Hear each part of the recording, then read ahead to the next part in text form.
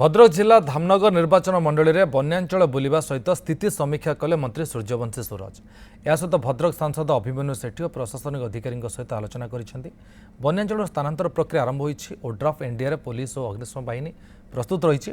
प्रभावित अंचल स्कूलगुड़ी को छुट्टी घोषणा कर आश्रयस्थली भाव व्यवहार कर सूचना दी मंत्री। बैतरणी में बोधहुए चतुर्थ थर पर चलित वर्ष बन्या आसी एवं जो जो पद्धति पूर्व समय अनुसरण करा जाइछि, रंधा खाद्य ठू आरंभ करिकी सुखिला खाद्य पानी डिस्ट्रीब्यूशन पर्यंत ताकू सब करा जाउछि। ता सहित लोकों को इवाकुएशन करिवार प्रक्रिया मध्य चालू रही। आवश्यक स्थले ओड्राफ एनडीआरएफ एवं स्थानीय दमकल टीम रो सहायता नि जो लोक जलबंदी हो जाउछंती उद्धार करा जाउछि।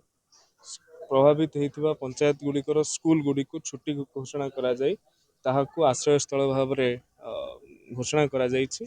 आज मध्य भद्रक मान्यवर सांसद महोदय एवं जिलार वरिष्ठ अधिकारी एवं मु निजे धामनगर एवं अन्यान्य अंचल गुड़ी को गमन करिकी सेथिरु गोटे निष्कर्ष जहाँ पूर्व बन्या जो एसओपी को ये करा जाइथिला इम्प्लीमेंटेशन करा जाइथिला से एसओपी को केमती इम्प्लीमेंटेशन आउ थरे करिबा से संपर्क रे आमे दायित्ववान अछु।